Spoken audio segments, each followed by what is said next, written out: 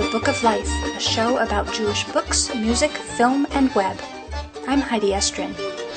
The Book of Life is a podcast service of the Feldman Library at Congregation B'nai Israel in Boca Raton, Florida. Additional support comes from the Association of Jewish Libraries.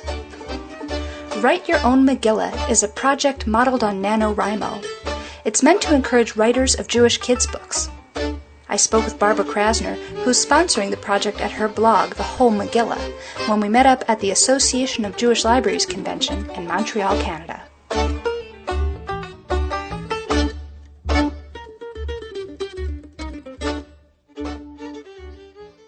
Okay, so I'm here at the Association of Jewish Libraries conference, and I'm talking to Barbara Krasner. And Barbara has a very exciting new project. Tell us about it. Thanks, Heidi.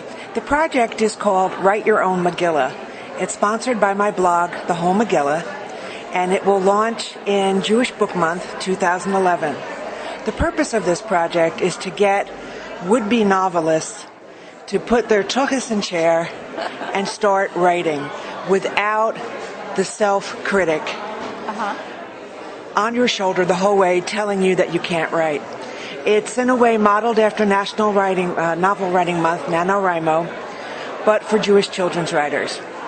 So I'm encouraging them, and I'll be posting this in a few weeks, to write either 18,000 words of a middle grade novel or 36,000 words of a YA novel during Jewish Book Month. At the end of the month, the first person who submits their manuscripts to me, and I'll verify the word count, is eligible to win a 3-chapter review by either Stephanie Laurie, executive editor at Disney Hyperion, or a 3-chapter review by Marshall Cavendish publisher Marjorie Kyler. This is a great opportunity for novelists to just write their stories, which is, of course, write your own Megillah. So why do they need this help? Why can't they just write their stories by themselves? Most of us need discipline to put the tuchus in chair and just create. We find all sorts of ways to procrastinate, from playing free cell and solitaire to doing the laundry to being out with the kids, whatever we can do so we don't have to do the hard work of actually putting pen to paper or fingers to the keyboard. What I'm trying to do with this project is to get something created. And once there is something created, then you can work with it. The hard part is just doing it. I know with NaNoWriMo that they have sort of a community ongoing during the month, right? That they're sharing the burden of doing this. Are you incorporating something like that? Within the confines of the blog, I'll be offering support messages. I'm asking other organizations to offer support messages. If the participants would like to submit some portion of their writing, we can comment on that. So if people can keep coming to the blog to get that kind of support, hopefully over time, if we make this an annual thing, then we can build up that community. Okay, so through comments, they can sort of get to know each other a little bit. Yes. With the whole Megillah blog as the hub of activity. Exactly. Okay. So what made you think of this? I was leading the Highlights second annual workshop for writers of Jewish-themed children's books, and one of the conferees, Leslie Gorin, had that idea. And she at first wanted to call it NaJewRIMO. I really didn't want to do that. It isn't NaNoWriMo. It's our own kind of thing, and it's for children's writers. So I decided to just call it Write Your Own Megillah and make it Jewish by having 18,000 and 36,000 words instead of 50. That was cute. Yeah. And so she didn't mind you stole her idea? I didn't steal her idea. We share. I provided the means to make it happen. Yeah. Okay. And so the first person to turn in their manuscript gets this great prize. What about the people who aren't first? What do they get? They get a certificate of participation.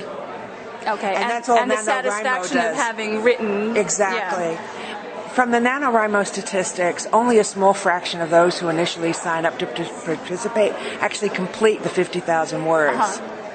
It is a major thing to finish whatever that commitment is, whether it's the 18 or the 36. So there is that, and all you get from NaNoWriMo is a certificate. There's no editorial critique, which is what I'm offering. Yeah, so this is actually the new improved version, because they get a more concrete prize. And I'm delighted that these editors, unsolicited, offered their services to promote this. That's absolutely wonderful. Yeah. Were they both involved in the Highlights Conference, too? And they were there to They have been involved in various conferences that I've run before, but they are highly committed to nurturing Jewish children's writers. That's wonderful. Tell a little bit more about your blog.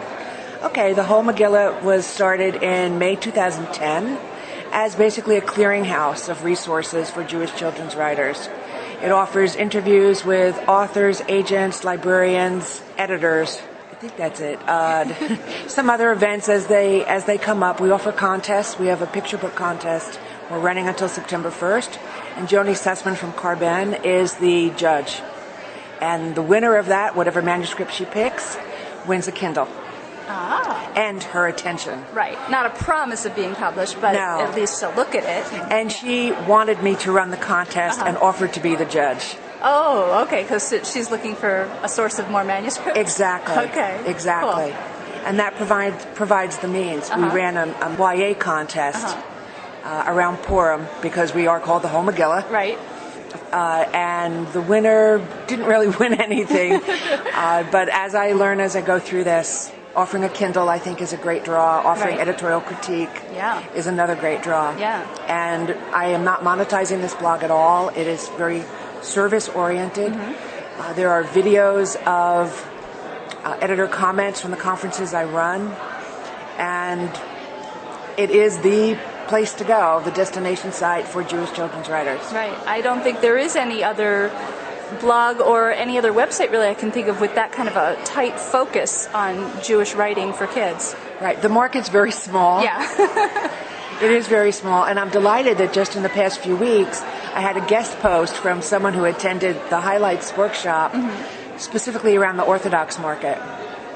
And while it's not particularly lucrative,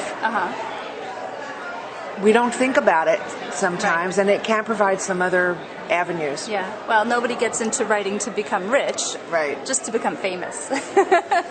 Right, and not to quit your day job. Right, right. So there's a lot to learn from each of these participants. There's a lot to give. It does keep changing. Marshall Cavendish is bringing out its own line of Judaic books starting in the fall called Shofar. And to me, that's huge. A mainstream publisher having a Judaic imprint. Right. I hope more follow. Yes, very exciting. All right, good. Any last thoughts? Come to the Whole Megillah, thewholemegillah.wordpress.com. All right, thank you so much. You're welcome.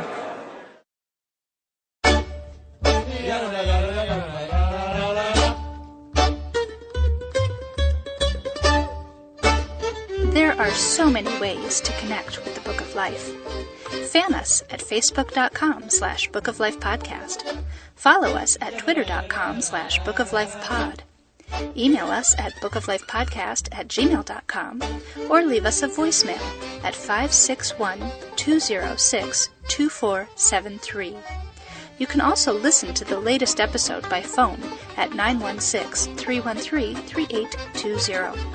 And of course, find links to everything at bookoflifepodcast.com. The Book of Life is a podcast service of the Feldman Library at Congregation B'nai Israel in Boca Raton, Florida at cbiboca.org and is supported in part by the Association of Jewish Libraries at jewishlibraries.org. Our background music is provided by the Freilach Makers Klezmer String Band at freilachmakers.com. Thanks for listening and happy reading.